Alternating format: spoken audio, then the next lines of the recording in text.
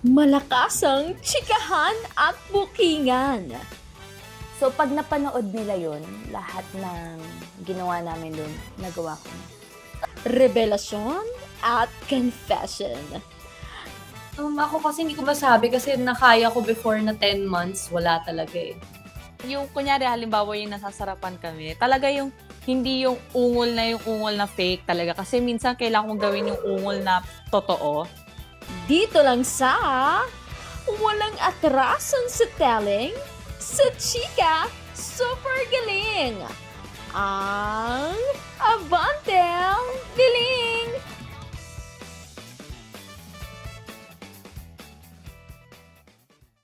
Hello! Magandang hapon po sa inyong lahat, sa inyong mga taga-subaybay dito lang sa aming programa at sa lahat po ng programa ng Abante News Online at Teletabloid. On location tayo this time at nakikita nyo sa background, ito ang bahay ng isa sa pinakasikat na miyembro ng Viva Hot Babes. Actually, sa lahat ng miyembro ng Viva Hot Babes, ito yung nagsimula bilang isang wholesome tapos nag-sexy.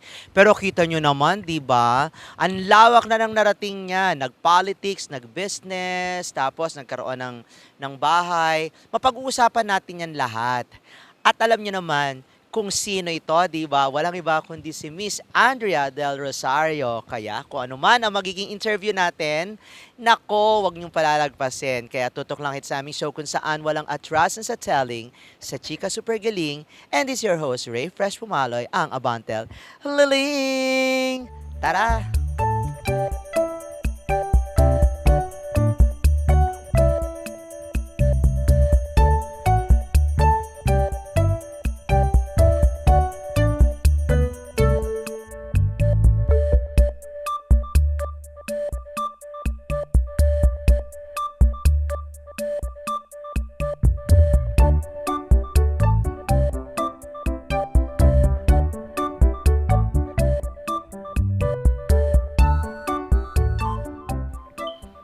Yes, good afternoon mga kaabante at syempre talaga namang napakaswerte natin sa totoo lang dahil binigyan tayo ng pagkakataong mabisita ang ating kaibigan dito sa kanyang napakagandang bahay na na-acquire niya years ago, yayamanin, hindi ba?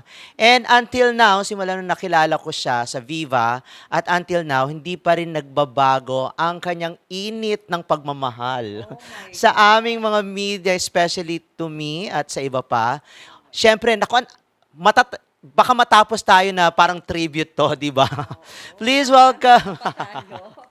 Please welcome here in our show, Andrea Del Rosario. Marcy, kumusta ka na? Ray, kilala ko to si Ray, maitim pang buhok.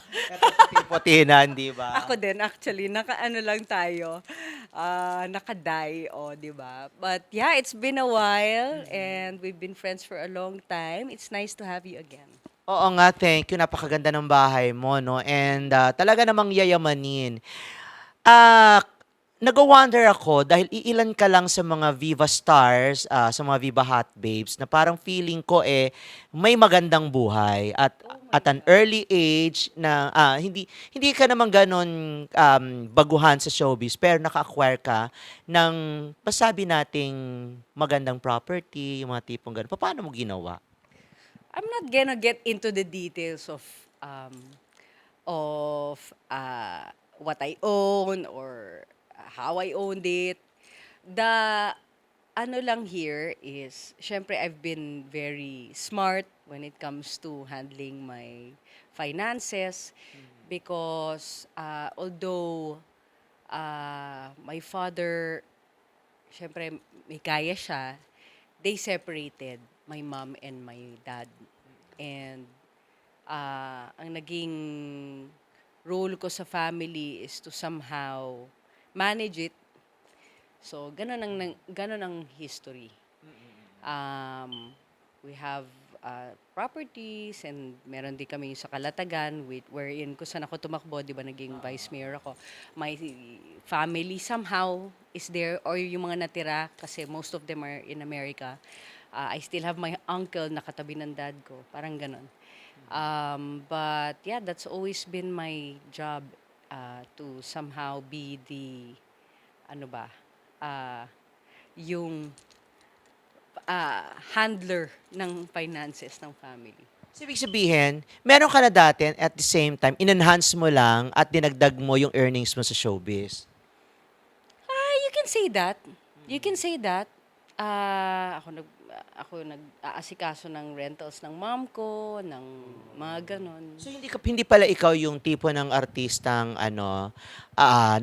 nagsimula sa mahirap and then you really work hard to get into this parang luxury. Ba't tawag nating luxury? Masasabi ko na siguro na experience ko both. Na-experience ko both yung the whole spectrum ba. Kasi, yun nga, like what I said, my father was somehow well-to-do, well-off, and then when they got separated, syempre doon kami naka-experience ng konting challenges kasi my mom took 4 of us, 4 kami at that time, away from him. So she had to take care of everybody. School, day-to-day survival naming pamilya, ganun. So, yun na naging path namin ng mami ko. And because of that, because of yung pinagdaanan namin, of course, I learned from that, di ba? Ever since I started to earn money, talagang ang naging mindset ko was every time I earn, you invest.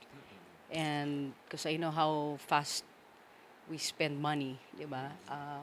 Even the hot babes will tell you that. Ako yung laging ganun yung, yun ang laging pangaral ko sa kanila. Because we would always have money because nagsha-show kami all over the Philippines, pari hanggang ulo, sometimes 5 in a day. So we have a lot of cash with us. Ganon kami katindig kumita nun. So I know how fast we earn the money and also how fast we spend it. So, yun. So, ibig sabihin, ngayon, hindi na masasabing bread and butter mo ang acting, ang showbiz. No, but we have a few passive incomes. And, of course, may mga passive incomes. And then, syempre, you don't live beyond your means. And, syempre, there's Anthony, who is somehow there to support us somehow. He's a very good provider. He takes care of, it's just me and Bea anyway. It's not as if, I'm a family of 5.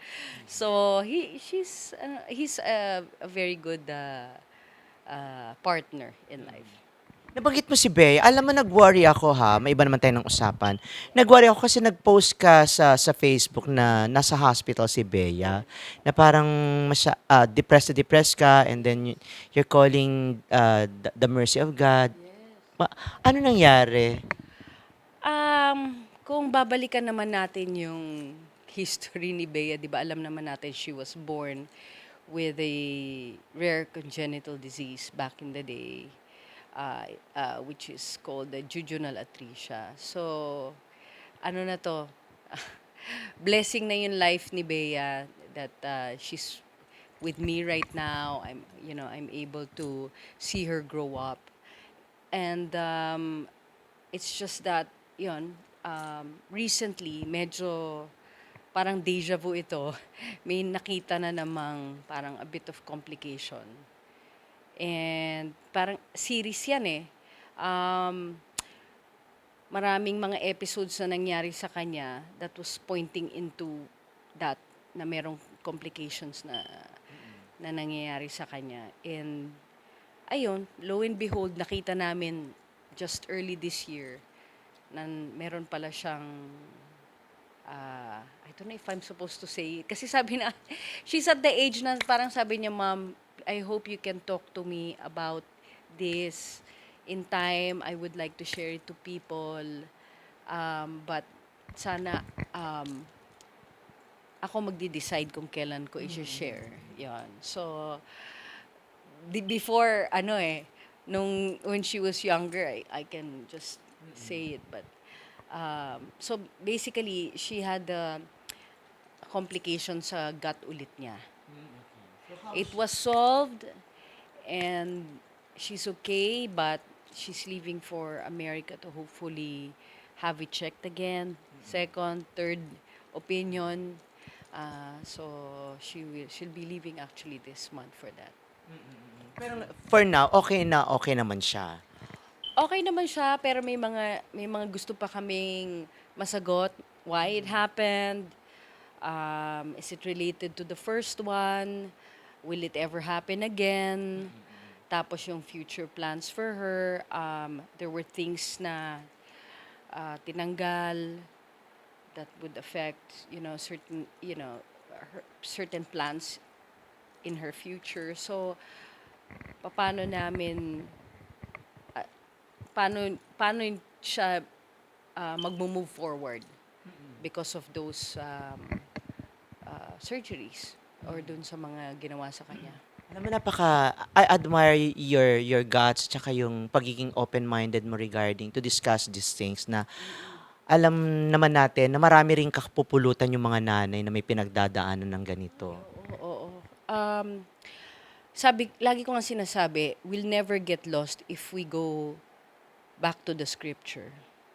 God said that, we're not supposed to worry. And He also said that I'm not gonna give you anything that you cannot handle. And I know that Bea is a blessing, and that whatever challenges we're going through right now, it's just to build her character, my character as a mom. And that's where we're at. And we just have to be faithful and focus on Him and Him alone.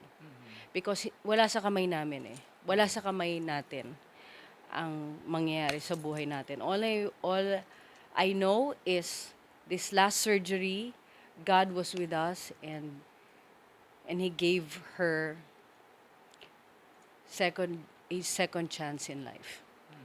And every day, whenever I wake up, I'm always grateful because there's so many. I've spoken to so many other people who were not fortunate, that were not given the same chance. Kasi yung sa kanya, if we were just off maybe a week, maybe we're not gonna be as lucky. So ganon yung story ni B ngayon. So I'm just, I don't even wanna cry. Siguro tears of happiness kung mapapayak mo ako ngayon, Ray, because God has been very, very, very, very gracious. Yeah. So, paano tinatanggap to ni Bea? Is she aware? Parang, ano yung feeling ni Bea at an early age, ganito yung pinagdadaan niya? I know, marami ding dumadaan, pero kasi, di ba, sabi nilang ganon, mas mahirap sa mga artista kasi nga dahil ang dami-daming complexity nung buhay nila. Yung buhay natin sa showbiz, tapos personal, and then eto pa. Okay, in terms of being an actress, I always tell Bea, my job, we always have to treat our job as sacred because this is not from us. God gave this to us. My talent, mom's talent, my the fame or the money that goes with it, it's all a gift from God. So we shouldn't feel bad kung if we have to share it to other people because at the end of the day, it's not ours anyway. So I always tell her that. Tapos, in terms of yung how she accepts yung nangyari sa kanya, she knows that, she knows her history naman. But, I think medyo naging mas mature siya sa age niya after what happened. I remember that day when, before a surgery, she asked me, Mom, is it is it okay? But I don't feel God right now. And for a 13-year-old to ask those questions, it's like, parang sabi ko, wow. I mean, I can only imagine yung what she's going through and how she needs to grow up right away because of that. Of course, it's between her and I kung ano yung napag-usapan namin, but yun, alam kong talagang it matured her, I don't know, 10 years more after that experience. And siguro that's God's plan for her. 'Di ba? I don't know when God's gonna use her story, but hopefully He uses it for His glory. 'Di ba? So that's the only thing we're waiting for. I hope you won't mind me asking, friend. The father of Bea, meron pa ba kayong alam niya ba itong nangyayari kay Bea? Anong support or something? Yes. Huwag na natin siya pag-usapan. Hindi, kaya I hope you won't mind me asking. Pwede mo sagutin o hindi or ano? Basta in totality lang. Oo. Ang dad ni Bea ngayon is Anthony. Okay? Biological, wag na natin pag-usapan yon. I think it's been years. She's already 14. It's safe to say that we are already in this somehow blended family. And that's it. That's the setup right now. Are you planning to have another one? Kayo ni Anthony? We tried, but we couldn't. So, but Pero we're wala fine namang na. problema. Wala naman. It's just that, syempre, age is the problem. Bata ka pa, Andrea. Yeah, pero, I mean, ano na parang his daughter is 10, Bea's 14. So, medyo parang lumaki na yung gap. And when we travel, four of us, medyo nararamdaman na rin namin yung challenges pag medyo malaki na ring group, di ba? We wonder if there's two more, di ba? Hindi na ganon ka-economical. Hindi, tsaka mas maganda yata talaga na kayo lang dalawa enjoy yourself with each other, di ba? Ano na kami, kumbaga nandun na kami sa point ng life namin. It's really more companionship and then nandun na rin sa age yung anak niya, mga anak namin wherein they're more fun to be with. So, hindi na kami naghahangad ng baby. Ganon. But yeah, so... Pero kung ibibigay, di ba? Oo naman. Pero, yeah, medyo ano na kami, Okay na what's the word? Ano na kami, kumbaga masaya na kami na ganito. Ang saya naman kasi merong ibang mga couple na napapressure sila na magkaroon ng baby and then kayong dalawa ni Anthony parang okay lang kung meron kung wala pero mas okay na parang gano'n na wala para at least mas magaan or parang mas ma-enjoy. Siguro kung one of us walang anak, baka ibang story yun. But because we both have a child, parang we're okay na with that. Di ba? It's unfair to the world, ang dami nagugutom, di ba? Dadagdag tayo ng tao sa mundo. So, yeah, we're there right now. Siyempre ako, gusto ko ring samahan si Bea sa mga plans niya sa life. She wants to study in America. I guess, hindi ganun kadali if we have another child. So, all those things, siyempre, inaano rin namin yun. Iniisip. Nababanggit mo rin best about going to the States si Bea. So, plan mo bang magstay na doon? Paano? Sasamahan ba si Bea ng gaano katagal? At ano pa ibang mga plano? Doon ba kayo titira or something? Ano ba? Si Anthony kasi, he's dual citizen. He's an American/Filipino. And ang kanyang work is 6 months of the year here in the Philippines and 6 months of the year in America.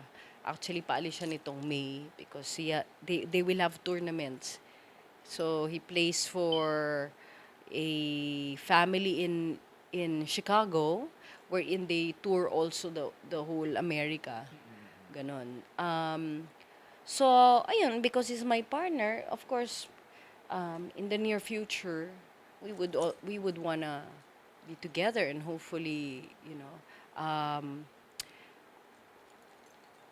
set up something there for us, and then siguro pauwi-uwi na lang din dito, 'di ba? Because I still have my family here, but I have a sister there, I have a brother. My mom is going there din kasi my stepfather is an American, so he petitioned her. Naka-petition din siya, so she's leaving for America anytime now. So yun, parang gano'n na rin, papunta sa, yung direction papunta doon. We just don't know kung saan mas matagal, dito ba or doon. But, syempre kung saan gusto ni Bea, doon ako pupunta. So hindi ka makakasama sa pag-alis nila this May, si Anthony at si Bea? Because my papers in the process. Oo. Oo. So ibig sabihin, hihintayin mo na ma-process yung papers and then saka ka pupunta or pupunta ka mo?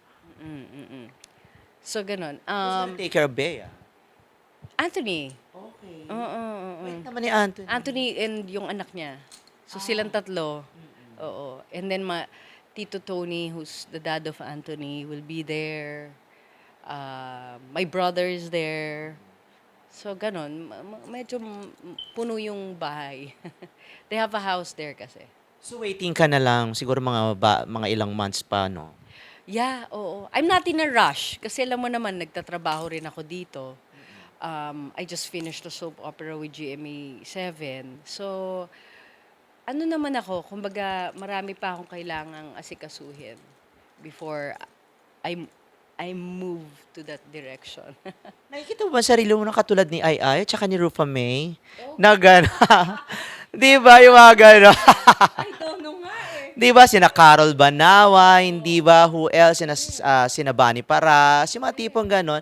Nakikita mo ang sarili, kasi sila mga, sa bagay si Ai medyo may edad na nung nag-stay siya sa US. Yes. Bakit hindi? It's a land of opportunities, no? Especially siguro for my daughter who plans to study there. She wants to do medicine. So far, medicine pang gusto niya. So, I'm excited for her. Kasi iba rin ang life doon. Iba rin parang mas malaki yung mundo. Ganon eh. And she's an American citizen. So,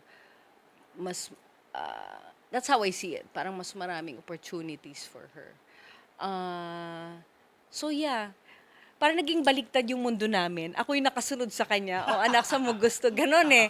Dati, halika dito. Come with me. We're going to America. We're going to this. Ganon. So, ngayon iba na. She wants to go there. Ngayon, nag-join siya ng volleyball camp kasi she's a varsity dito. Sabi ko, okay, you want to do nag-sign up siya sa varsity camp. So, ayun, nakaalalay lang ba?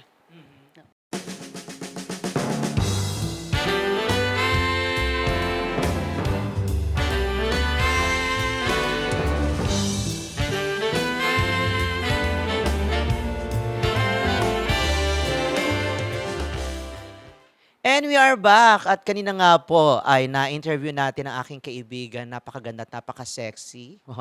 Until now, hindi nagbabago ang angas ng kanyang alindog, Andrea Del Rosario. At nako, nandito pa rin tayo sa kanyang magandang bahay. At nako, eto pa ha, para hindi kayo mahuli sa mga latest chika, katulad ng mga naging chikahan namin ni Andrea.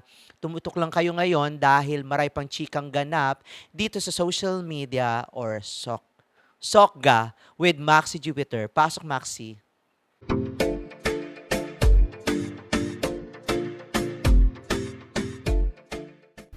Narito na ang mga latest ganap ng ilan sa mga paborito nating star.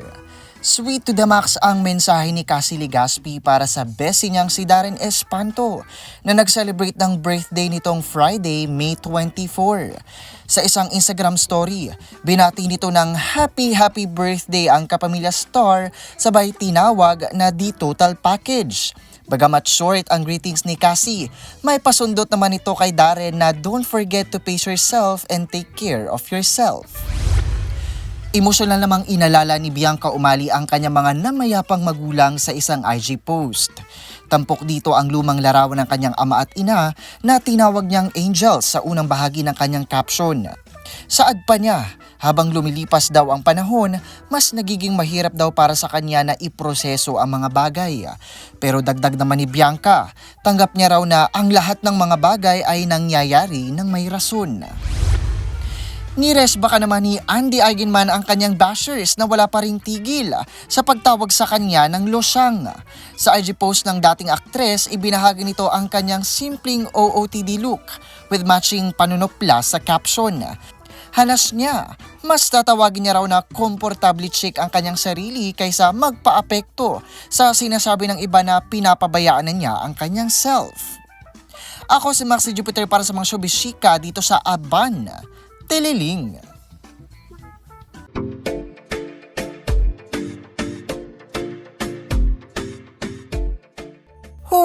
Wait. Hindi pa riyan natatapos ang tsikahan. Abangan ang mga susunod pang pasabog at kwentuhan.